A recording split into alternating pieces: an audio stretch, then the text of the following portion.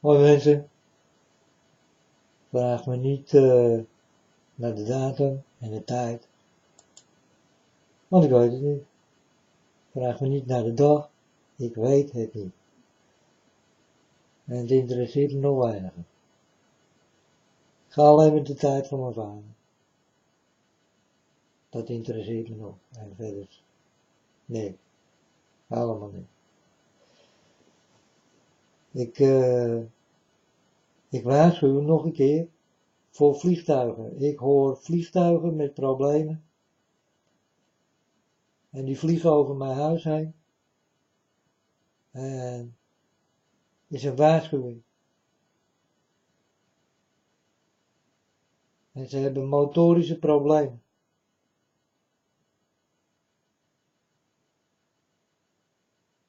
En er komt een fluittoon uit. Een fluittoon.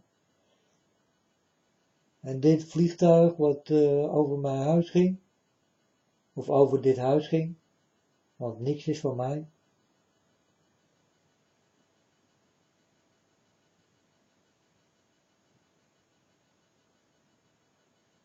En niks is van jou.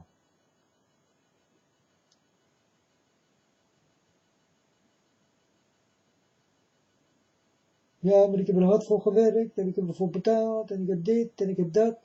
Als je er niet meer bent, dan heb je niks. Dus het was nooit van jou. Simpel. Maar, dus dat vliegtuig dat kwam over dit huis. En het had motorische problemen. Een fluittoon in de motors. En het kwam ook nog een paar keer terug. Alsof het niet kon landen of zo. Weet niet, er was iets. En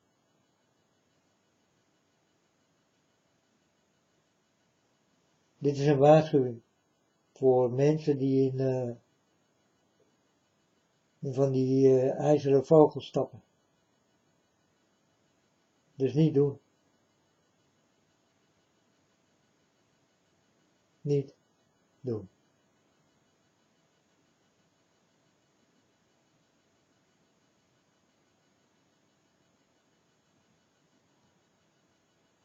Dat is zo ongeveer het bericht wat ik binnenkrijg.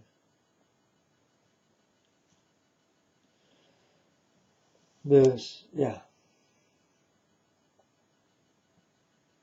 Maar, dat moet je zelf weten. Of je daarin wil stappen of niet. Ik kan jullie in ieder geval niet tegenhouden. Ik kan jullie alleen waarschuwen. Niet doen. Vakantie, blijf lekker thuis. Niet doen. Niet doen.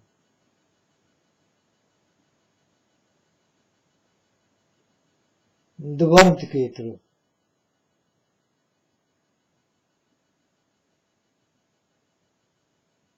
Ik denk binnen een paar dagen. Het gevoel is, binnen een paar dagen is de warmte terug. En het wordt nog flink warm.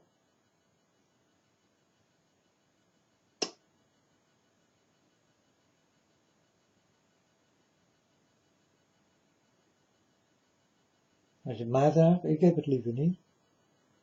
Ik heb liever dat het gewoon het hele jaar door 23 graden is. In dit land. Dat lijkt me hartstikke mooi. Dan is het altijd mooi weer. Klein briesje erbij. Ik denk dat dat het mooiste weer is wat je ooit kan krijgen. Rond de 22, 23 graden. Altijd. Elke dag. Dat lijkt me de perfecte weersomstandigheden. Dan is het niet te warm. Het is niet te koud. En dan kun je ook nog zwemmen. Snap je? Want dan is het water ongeveer op het midden van de dag. Of in de middag. 18 graden of zo. 18,5. Dat is lekker water.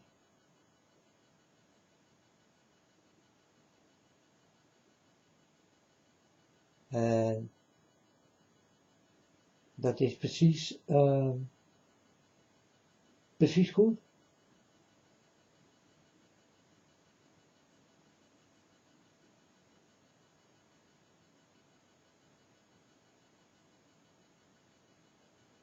Maar het wordt warm.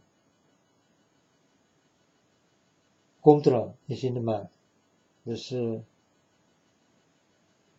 ja, ik vind het niet zo, weet je. Ik hou niet zo van extreem heet. Ik hou van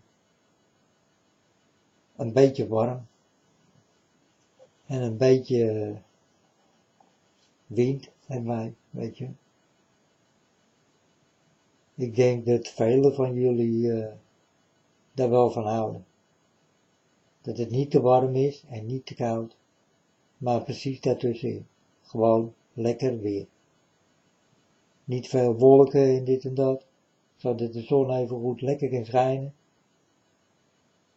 En een klein briesje.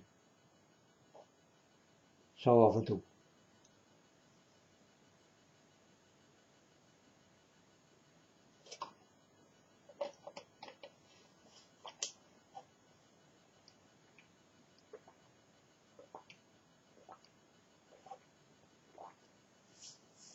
Ik was in de hemel, mensen, en daar is het zulk soort weer. Rond de 22, 23 graden. Altijd. Elke dag. Snap je? Niet te koud, niet te warm, precies goed. Het water daar is fantastisch. Je hebt dat soort water nog nooit gezien. Dat is echt heel erg mooi.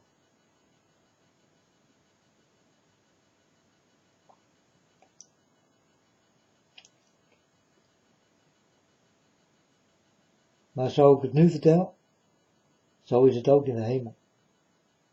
Het is niet te koud, niet te warm. Het is precies zoals je wil. En het verandert geen dag. Het is altijd dat weer. Weet je, dus je wordt elke dag warm, of wakker, met het gevoel van, oh, weer dezelfde dag, met hetzelfde weer, lekker. Je hoeft nooit meer te zeiken van, oh, het is te koud, of oh, het regent, of oh, het is te warm. Snap je? Dat hoeft nooit meer. Want je hebt precies het weer wat je wil.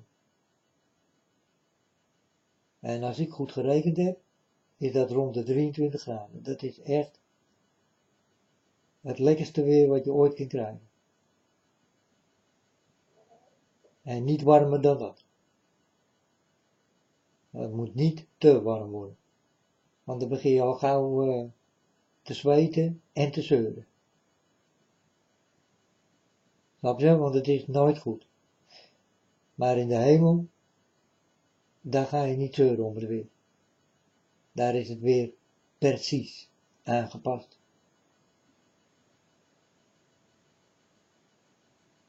Aan jouw eisen. Aan jouw verwachtingen.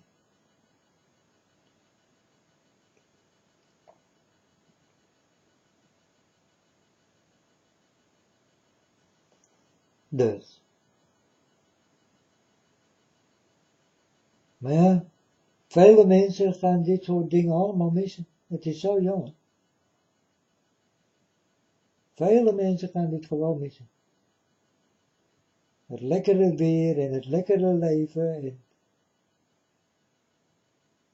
het ergens anders zijn en nooit meer weg willen en nooit meer weg hoeven. Alle rompslomp en alle ziektes, alles weg.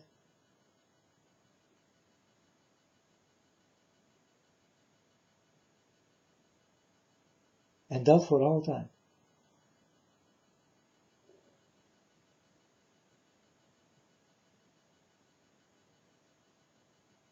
Dat gaan een hele hoop mensen missen.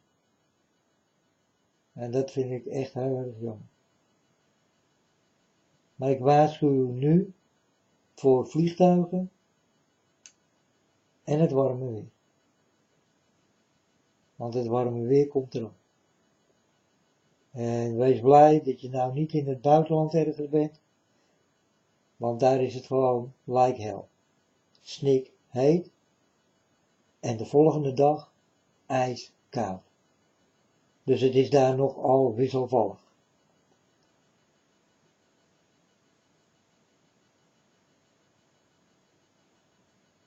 En dat is echt de situatie die aan de hand is.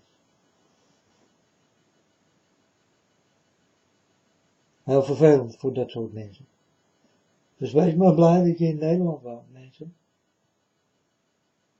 Daar hebben jullie geen last van.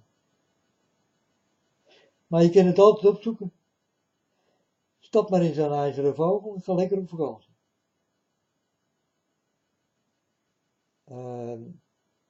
Dan raad ik je aan om naar Amerika te gaan. Dan kom je heel snel achter dingen wat ik allemaal heb verteld over Amerika. En misschien kom je wel nooit meer terug.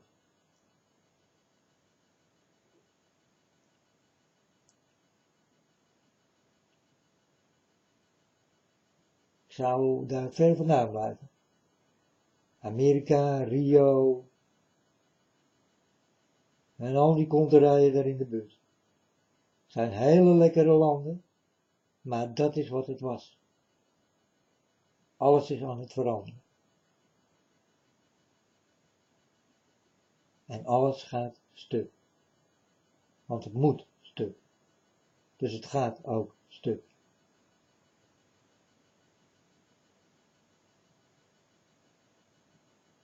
Je zal opeens landen weg zien breken en van elkaar verwijderd worden, alsof het uit elkaar wordt gerukt. Dat ga je op deze planeet ook zien.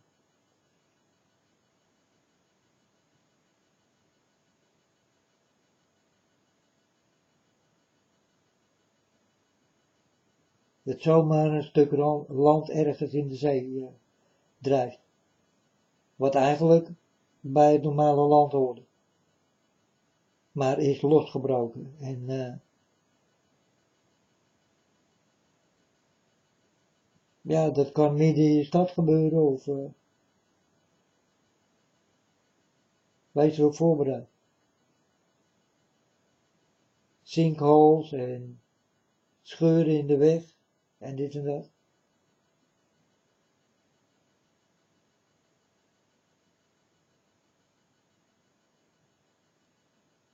Waarschuwen voor dit soort dingen zijn erg belangrijk. Dus mensen, ga niet naar het buitenland. Blijf lekker in je eigen landje. Dit is alleen voor de Nederlanders. Weet je, ik hoor zo vaak, ja, er waren ook Nederlanders bij. En dan denk ik van, wat moeten jullie daar toch? En ik hoor niks anders, of er zijn ook altijd Nederlanders bij dat soort ongelukken en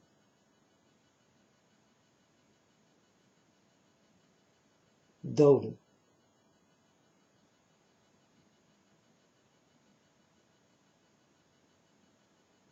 Het lijkt wel alsof jullie erbij moeten zijn of zo. Zo jammer.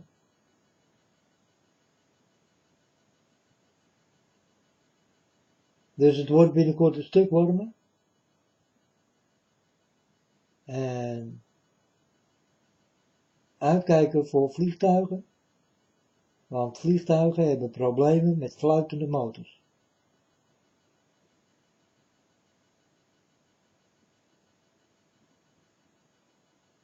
En ga niet op vakantie. Blijf hier.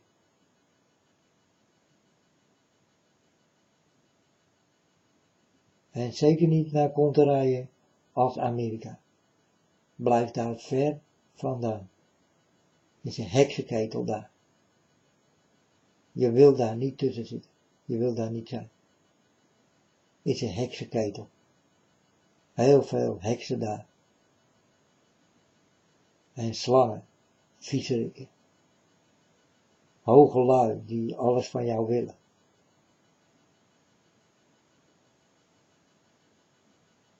Blijf er ver van hem.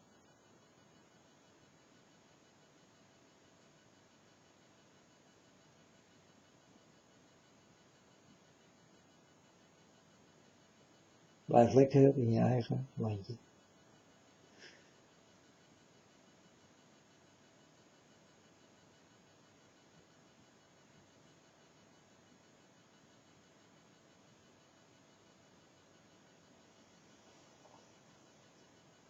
Lijkt mij het wijste besluit. Doe dat nou. En als je al hebt betaald of zo om naar Amerika te gaan en zo, ga je geld terugvragen en zeg gewoon dat je ervan afziet. Want ik denk dat je leven meer waard is dan dat geld wat je hebt betaald. Dus als je naar je geld kunt fluiten, dan ja, dan is dat zo. Maar overweeg dan wat belangrijker is. Jouw leven of die reis en dat geld. Maak zeker geen boekingen naar Amerika. Niet doen.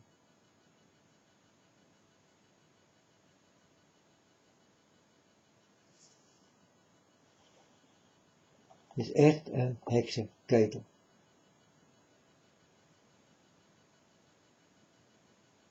En aan het einde ga je precies begrijpen dat wat ik vertelde. Want dan gaan jullie het ook zien. Dat wat ik al zag. Maar jullie nog nooit gezien hebben. Het is echt daar een heksenketel.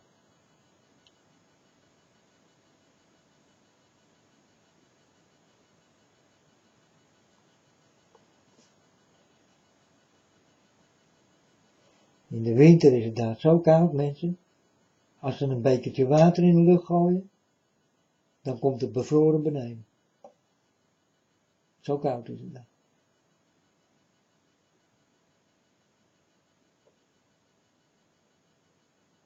En in de zomer kun je daar gewoon een eibak opslaan. Zo heet is het daar.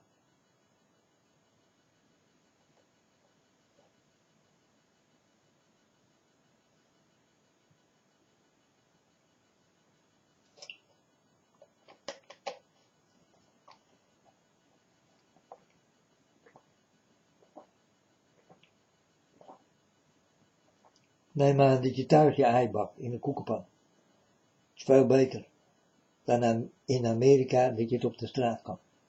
Toch?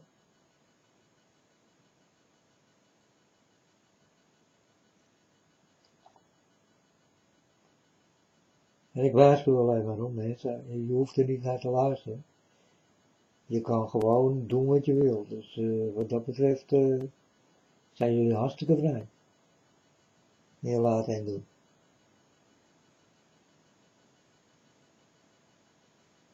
Maar beter laat je wat je wil doen.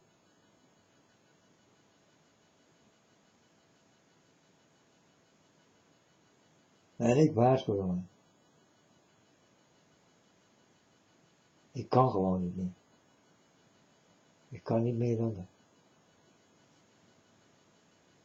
En jullie kunnen luisteren. Kunnen luisteren. Maar je moet niet.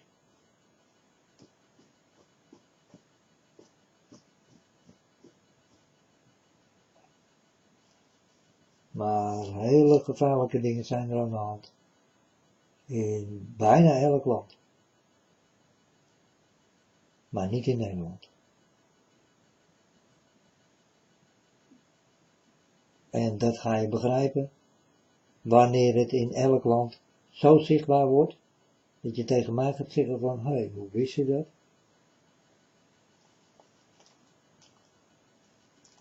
Snap?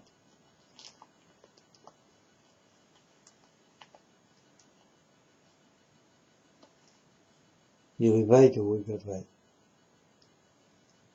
Maar nu word ik gewaarschuwd door vliegtuigen en met motorproblemen.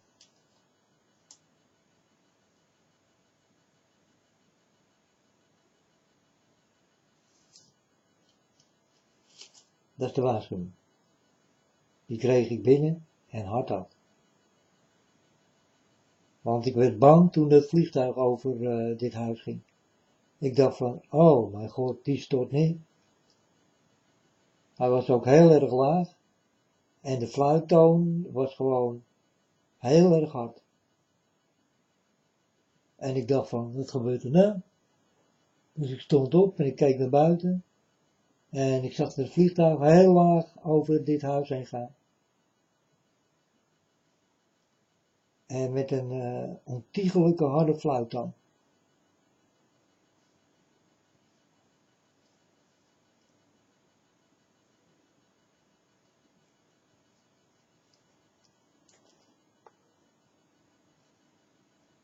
En ik dacht meteen, oh, ik moet de mensen waarschuwen. Ik krijg zulke soort dingen binnen mensen. En ik waarschuw mensen om niet in zo'n ijzer ding te stappen.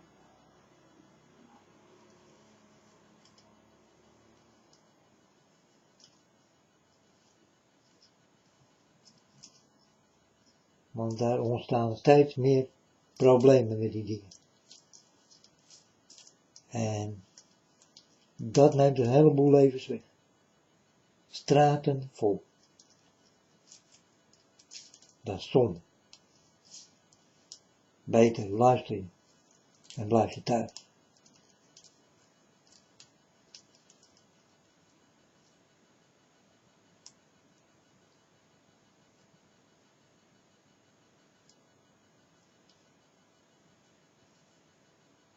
Dat lijkt me het wijste besluit wat je ooit kan nemen. Begin te luisteren en blijf lekker thuis.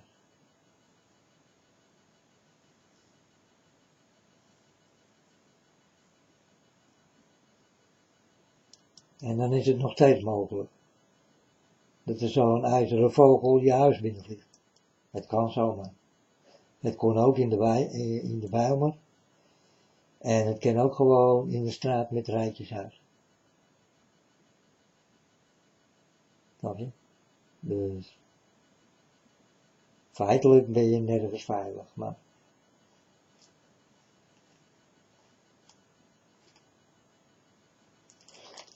Nederland is echt het veiligste land waar je kan zijn op het ogenblik. En zeker weten, maar geen grapje. Nederland is het meest veilige land.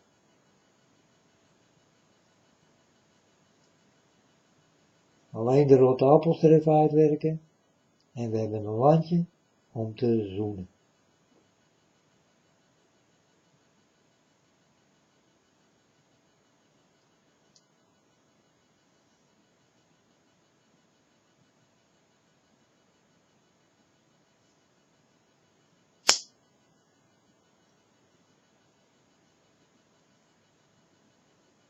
Dus een waarschuwing hè mensen. De zon komt terug. Want ik voel het. En ik zie het.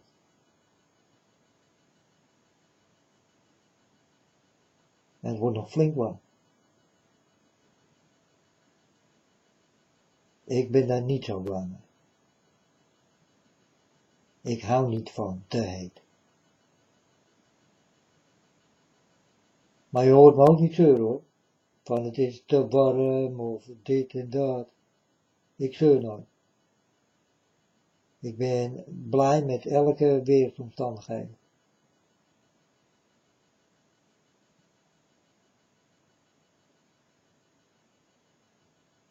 Als het regent ben ik net zo blij dat als de zon schijnt. Ik zeur niet. Maar vele mensen die zeggen als het te heet is. Jee, wat heet hè? Nou, voor mij mag het wel wat kouder worden. En dan is het te koud en dan mag het wel weer wat warmer worden, weet je. Dus het is altijd wel wat. En als het regent, dan hoor je wat een kut weer. Wat een honden weer. Wat een rot weer. Weet je? Jullie hebben altijd wel wat te zeuren. Het is altijd wat. Wees een keer blij met wat je krijgt.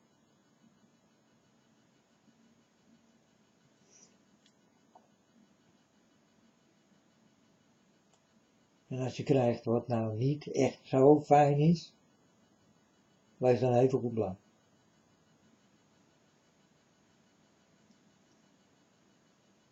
Dat leeft veel lekkerder, weet je wel.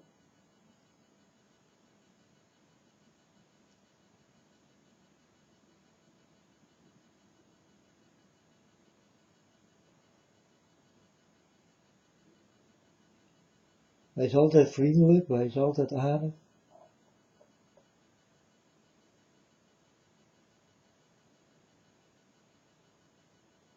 Ik had het vandaag nog, hè. Ik ging even winkelen.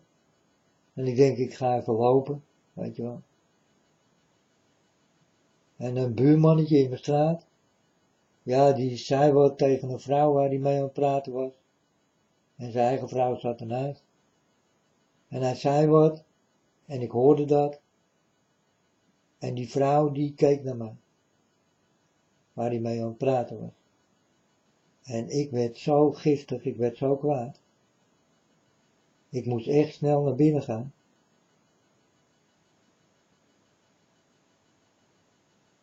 Want anders had ik even een verhaal gehaald. En dan had het misschien verkeerd afgelopen. Dus, ik ben naar boven gegaan.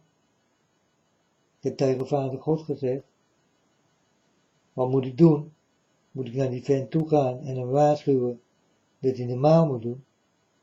En dat hij niet zo tegen me moet doen?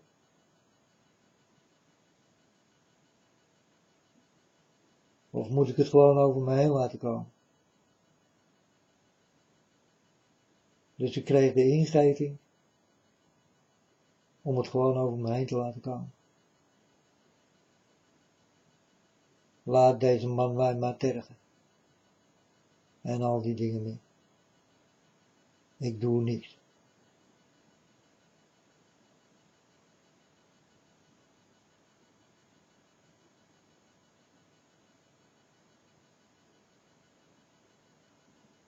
De schuld ligt altijd bij twee.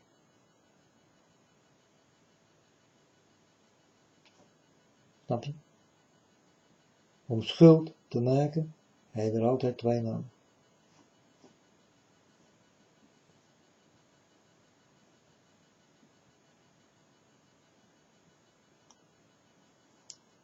En ik weet dat maar al te goed.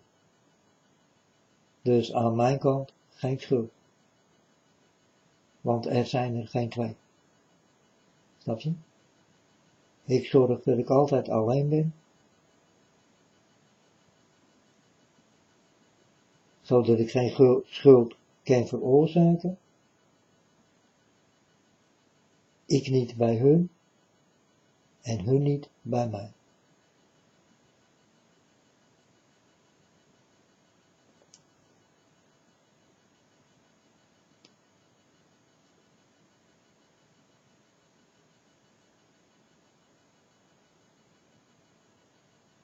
Want waar er twee zijn mensen, daar hebben er twee schuld. Snap je?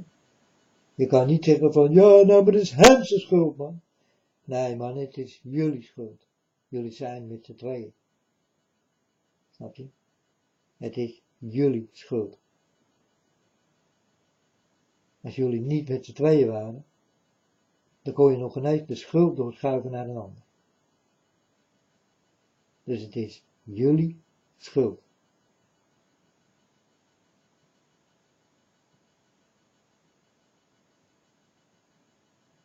Waar er twee zijn, hebben er twee schuld.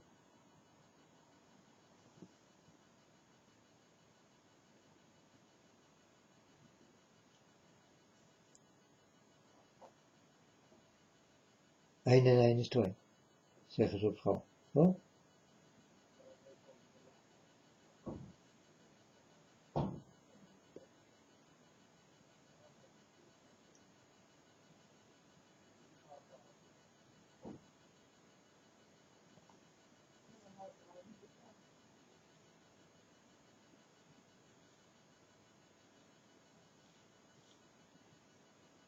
En zo is het, en niet anders, mensen.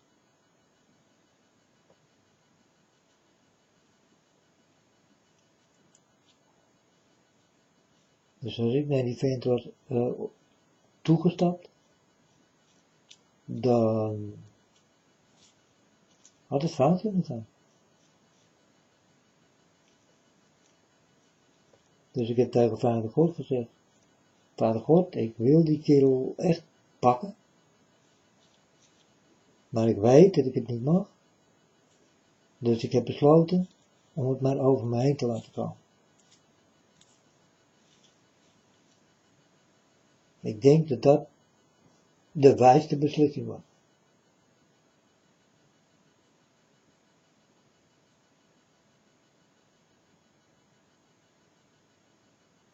Om problemen te voorkomen, doe ik dit soort dingen.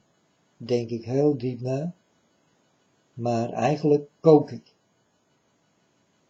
En ik ken mezelf. Als ik erheen ga, gebeuren er dingen. Want ik ben normaal gesproken zo'n figuur. Jij gaat niet over mij heen lopen. Nou, zo zit ik gewoon in elkaar. Maar niet meer. Dat is over. En ik denk echt heel goed en diep na, voordat ik wat doe. Of voordat ik ergens op afstap.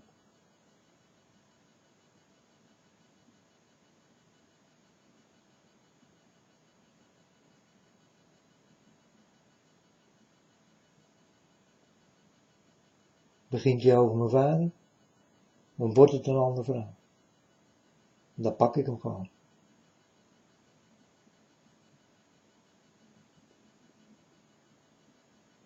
Maar gaat het over mij? Ah, je praat maar, je doet maar. Je maakt maar grapjes of wat dan ook.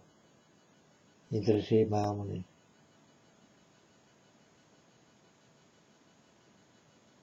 Maar vandaag zag ik het grapje op me afkomen. En dat doet me wel. Dat vind ik vervelend om te zien. Want ik zag, toen ik aankwam lopen, dat hij het meteen over me had.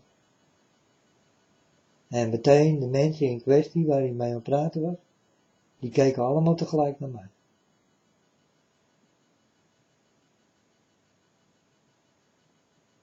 En hij had het niet over de kat van de buur.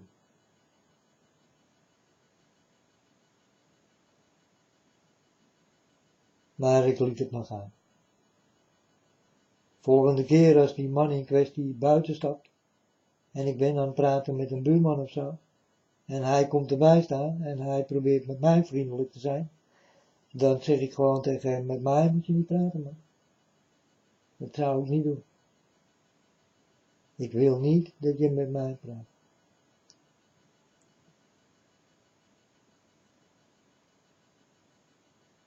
Dan snapt hij in ieder geval wat ik heb gehoord. Maar ik zal het heel rustig zeggen. Met mij moet je niet praten, man. Dat zou ik niet doen.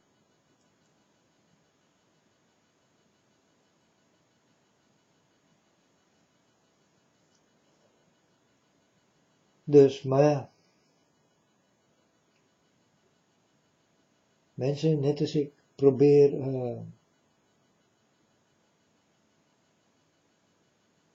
je woede te koesteren. Te bewaren, snap je? Tel tot 10 of zo, of denk aan iets leuks opeens. Weet je, dat werkt altijd.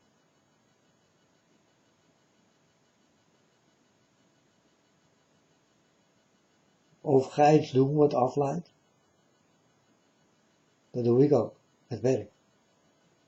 Het werkt heel goed. Dan zit je nog wel met het probleem in je hoofd, maar een stuk minder. En de woede zakt weg. Heel snel. Dus is some kind of decency.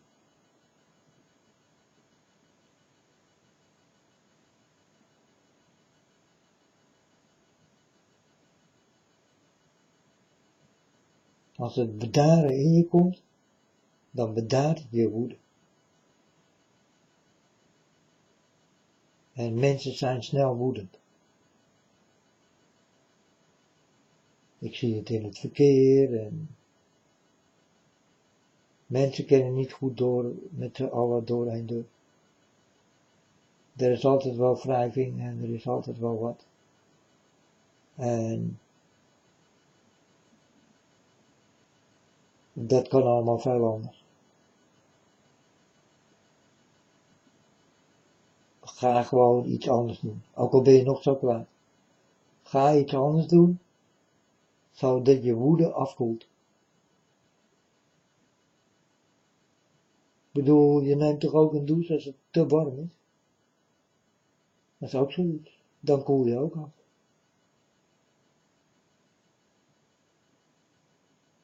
En dan kun je zelfs kwaad worden op het weer. Omdat je het zo warm hebt dat je je niet lekker voelt. Snap je? Dus het is maar net hoe je bui is en wie er tegen je praat. En het heeft allemaal te maken met dat soort dingen. Maar probeer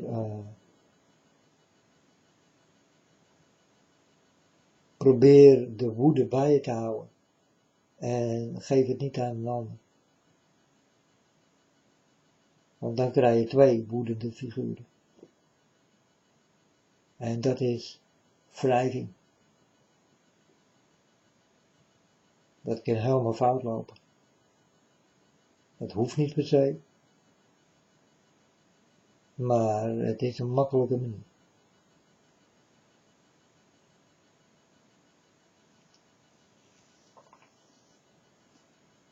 Dus cooling down, baby. Ik denk dat het heel belangrijk is.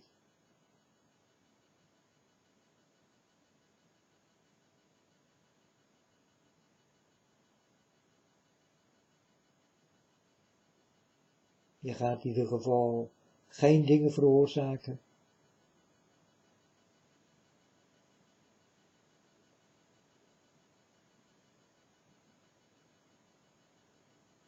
wat je niet wil. En zolang je dat niet veroorzaakt, dan bestaat het nog niet. Het gaat bestaan zodra je het doet. Dan kun je bijvoorbeeld zeggen, ik heb voor de eerste keer iemand een klap op zijn ogen gegeven. Of zo. Snap je? Daar kun je trots op zijn, of je kan er spijt van hebben.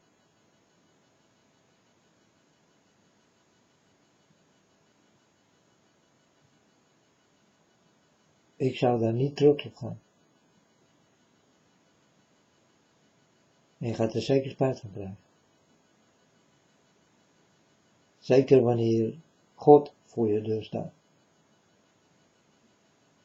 Dan krijg je van dat soort kleine dingetjes, krijg je echt spijt.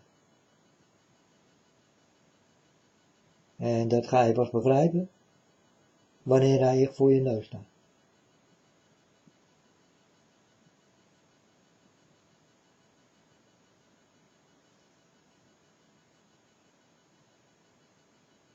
En voor mij is het best wel eens moeilijk hoor,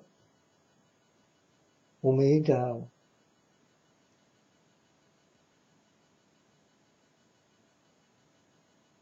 Maar ik moet wel. En ik krijg behoorlijk wat hulp. Want ik ken deze dingen niet alleen.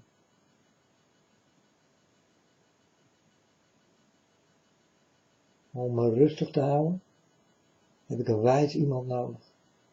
Die tegen mij praat. En zegt van, ga maar lekker naar binnen. Doe je spelletje, kijk tv, praat met de mensen. Dat is wat je het beste kan. Doe dat maar. Ga geen problemen zoeken, want dan krijg je problemen.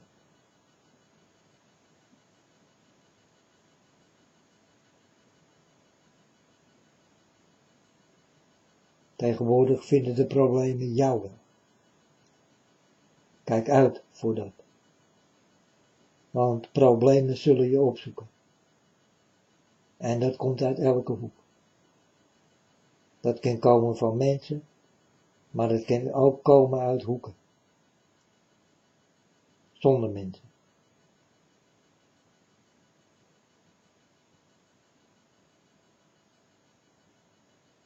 En problemen liggen echt op de loer in deze wereld.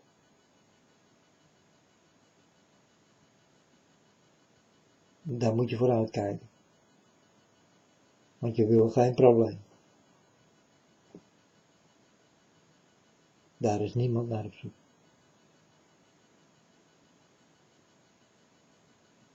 En jij toch ook niet.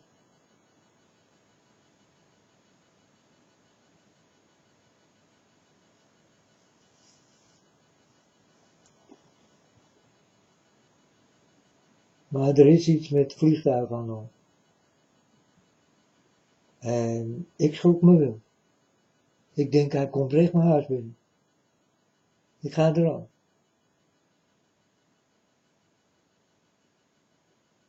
Zo'n herrie maakte dat ding. Heel harde fluit aan. Ik moest zo wat mijn oren dicht doen. Mijn vingers erin houden. Zo laag vloog dat ding. En die motor die floot gewoon. Heel hard.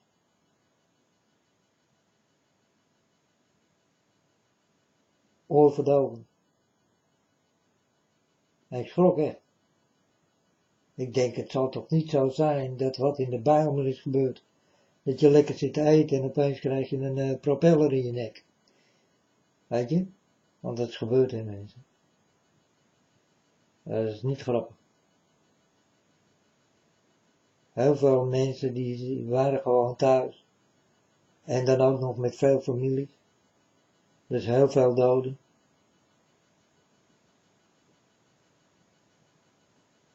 En dan zit je gewoon thuis te eten. Heb je opeens een motor in je nek hangen.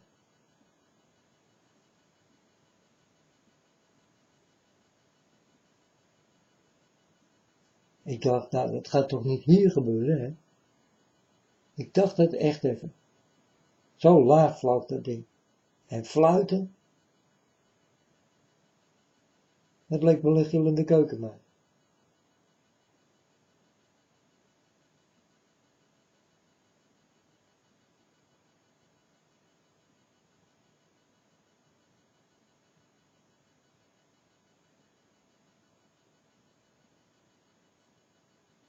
En toen kwam het ook nog een keertje terug. En ik dacht echt in mijn eigen van, nou, het kan zeker niet landen of zo ergens, of...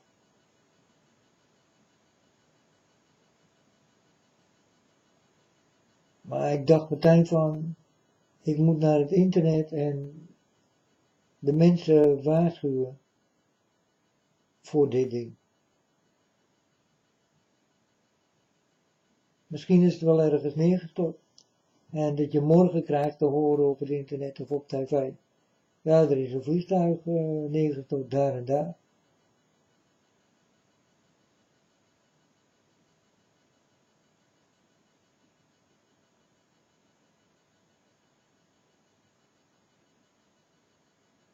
Maar het was eng dichtbij. Ik denk dat ding dat landt in mijn kamer hier. Nou, dan hoef ik niet eens te rennen. Maar ik schrok het.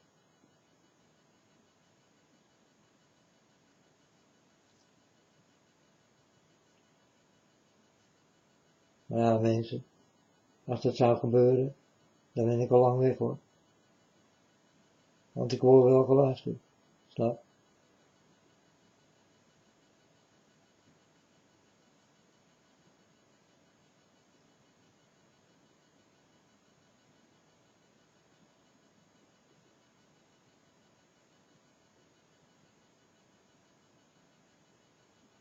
En jullie niet. En dat is het probleem.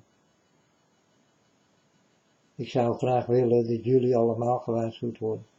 Zoals ik word gewaarschuwd elke keer. En zoals ik de dingen binnenkrijg in dromen en visioenen. Ik zou het heel leuk vinden als jullie dat overnamen. Samen met mij. Dat lijkt me echt geweldig.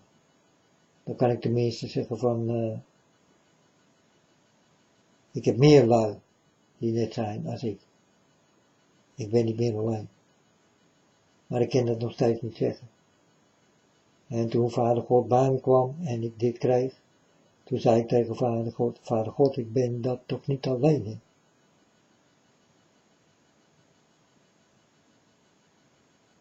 En Vader God zei niks, maar kwam met de woorden, en die doen nog steeds pijn. Echt, heel vervelend om te horen. He told me, don't trust no one and don't trust anything. En ik dacht, nou, daar heb je het. God vertrouwt niemand. En ook niet wat de mensen maken. Ook dat vertrouwt God niet. Daar heeft God mij voor gewaarschuwd. Dus God vertrouwt niemand. En niks wat er van jullie handen komt.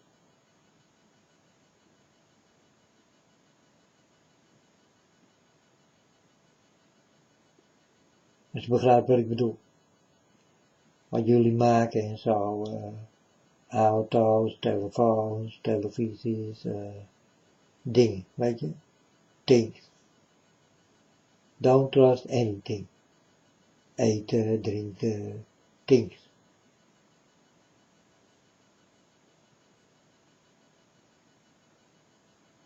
God definitely did warn me for that. En dat vond ik wel heel erg jammer om te horen. Want ik ben liever met velen dan dat ik dit alleen moet doen. Maar op het ogenblik doe ik dit gewoon alleen. Want er is niemand anders capable of ik om dat te doen. Of ervoor in de wieg gelegd, zoals ik zeg. Ik ben ervoor in de wieg gelegd om dit te doen. En jullie kunnen misschien weer andere dingen. Bijvoorbeeld moeilijk luisteren en zo. Weet je wel. Dus, ja.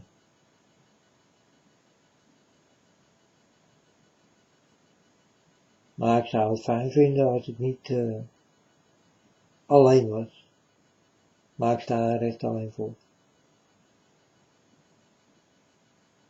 En dat is vervelend. En jammer. Niet alleen voor mij, maar zeker ook voor God zelf.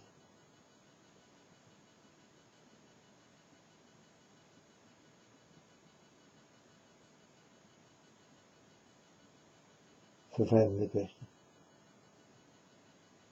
Maar wel de waarheid.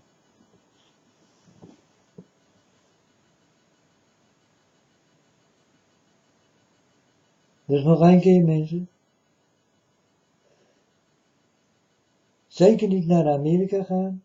Naar Rio en al die konterijen. Noord-Amerika, Zuid-Amerika. Je moet helemaal niks in Amerika. Daar moet je niet heen gaan. Een heksenketel. De duivel huist daar. En zijn kinderen ook. Een heleboel. Dus daar moet je niet heen gaan. Het beste blijf je gewoon lekker thuis. Blijf lekker in Nederland. Is de meest veilige plek.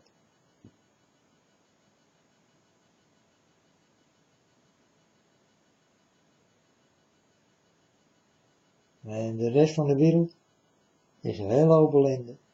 En er komt nog heel veel meer.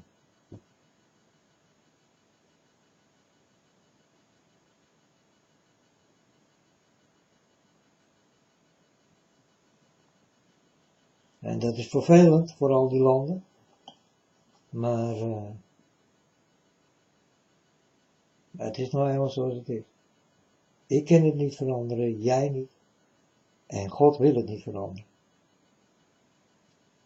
Het moet zijn beloop hebben. En zo zal het ook eindigen.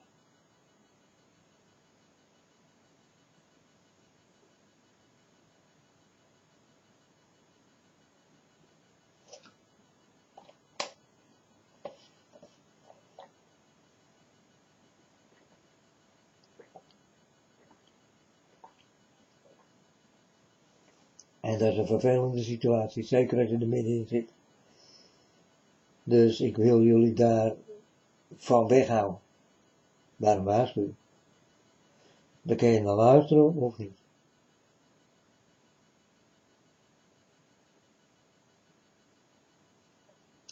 Dat is helemaal aan jullie.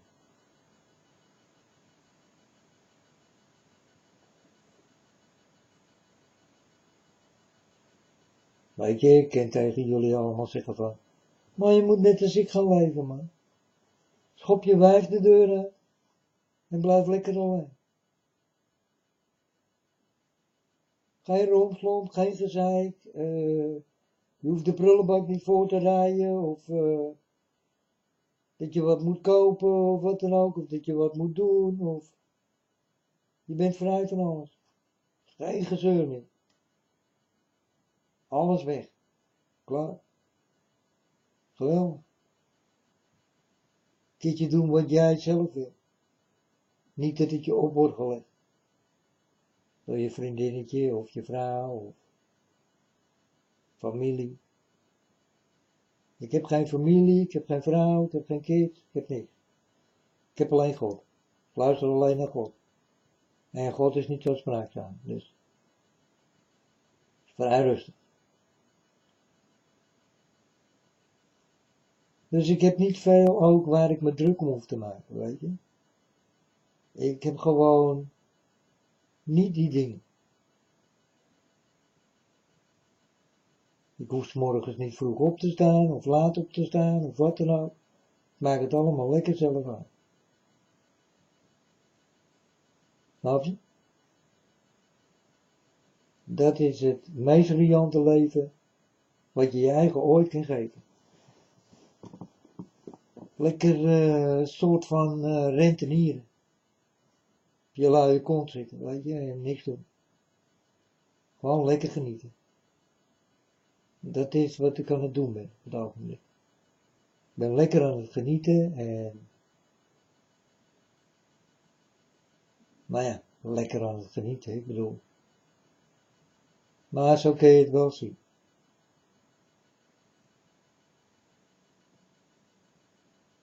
Ik heb een luizenleven. Ik heb een heel goed leven. Snap je? En dat is me gewoon gegeven.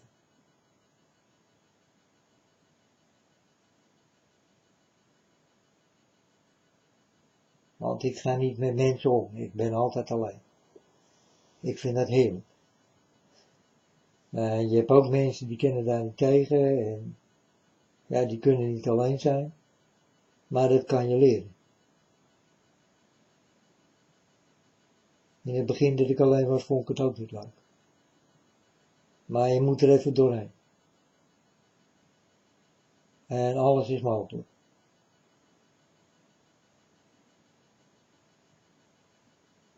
Waarvan je denkt dat het niet mogelijk is. Het is allemaal wel mogelijk. Je moet het alleen zelf willen. En ik wilde dit. En ik kreeg het ook.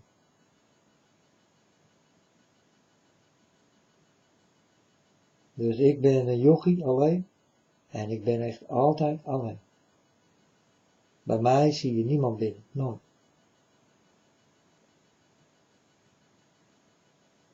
Ja, of het zijn werklui die een raam erin komen zetten of wat dan ook. Ja, dat is een andere verhaal. Dat moet dan wel.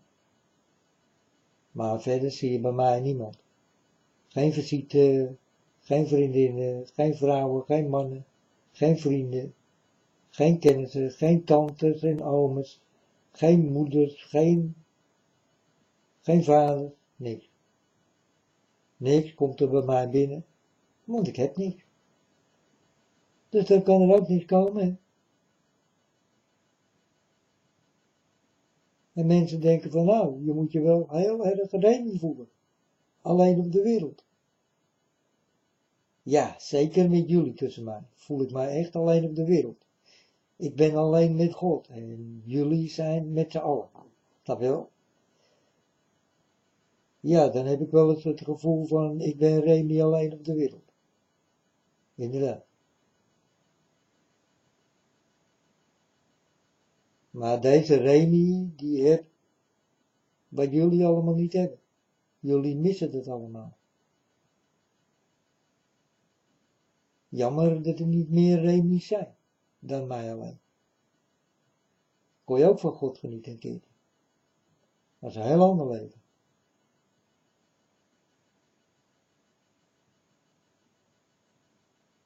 En ik kan je vertellen, dat is pas leven. God weet precies hoe jij moet leven. En hij geeft je dat.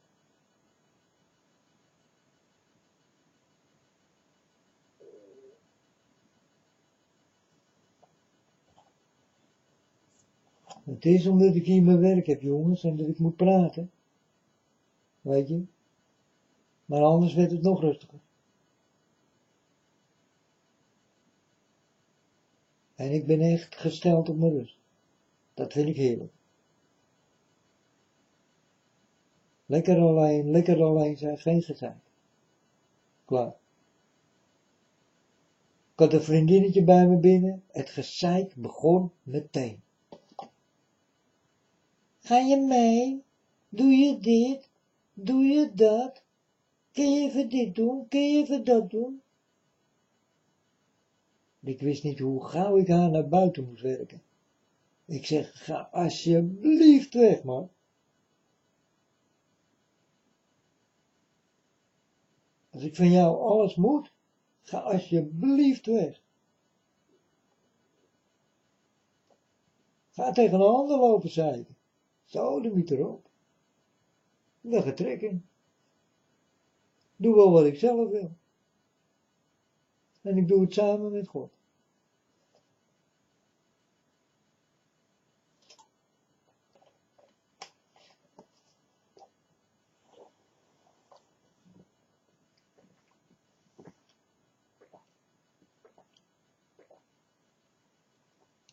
Want ik mag wel zeggen dat ik alleen ben.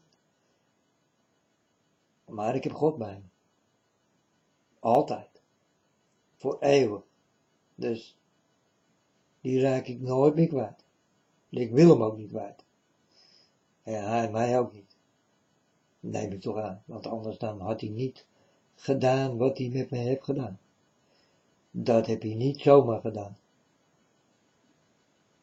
Hij zag gewoon niet in me. Dus hij moet wel een hele goede, grondige reden hebben gehad om te doen wat hij heeft gedaan. En de resultaten zijn er. Ik ben dat resultaat.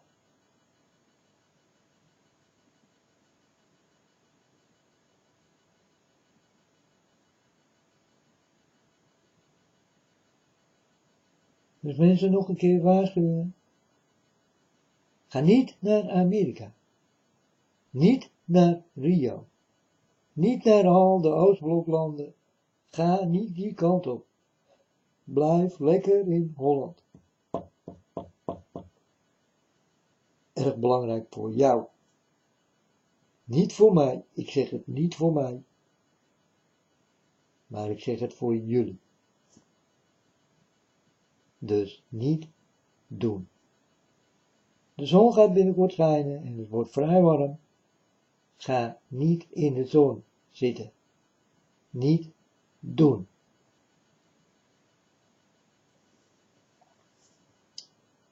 En zo heb ik verschillende soorten waarschuwingen, mensen. Daar kun je naar luisteren of juist niet. Dan moet je zo doen. Maar ik doe mijn best om zoveel mogelijk mensen wegwijs te maken in de weg die je nog niet kent. Maar die ga je wel leren kennen, zodra je erop loopt. En die weg is hard, moeilijk, ligt vol met glas. En jij loopt daar op je blote voeten. Dat is zo ongeveer de weg die je gaat wandelen. Die ligt open voor jou. Zodat jij daar wandelt, jij ook open ligt.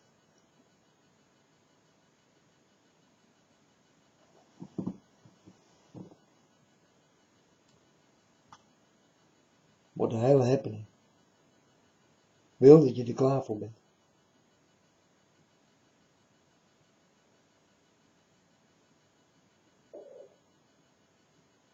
Dus niet in die ijzeren vogel stappen. Niet doen. Blijf lekker hier, jongens. Lekker thuis. Ga maar op tv kijken wat er allemaal aan het gebeuren is. Weet je? Laat het ver van jouw bed zijn. Please, alsjeblieft. Luister. Ga het niet opzoeken. Want binnen 24 uur kun je in Amerika zijn. Dat is echt aan jou. En dan kom je dingen tegen, die ik je allemaal verteld heb. En dan ga je snel denken van, oh wauw man, deze gast heeft gewoon gelijk. Je moet het eerst zelf zien en meemaken, voordat je gaat begrijpen wat ik jou heb gezegd. Je moet het eerst zelf voelen. Maar ik heb het al gevoeld. Ik heb het gezien, ik heb het gevoeld. En ik weet hoe het voelt. En het kijken daarna is niet echt prettig. Maar het wint. Altijd dood om je heen, het wint. Snap je? Ik heb heel veel doden gezien. Heel veel. En dat moet allemaal nog gebeuren. Maar ik heb ze allemaal al gezien. En de een nog erger aan fladder dan de ander. Ik heb het allemaal gezien. En jullie gaan dat allemaal nog zien. Van heel dichtbij. You could be next.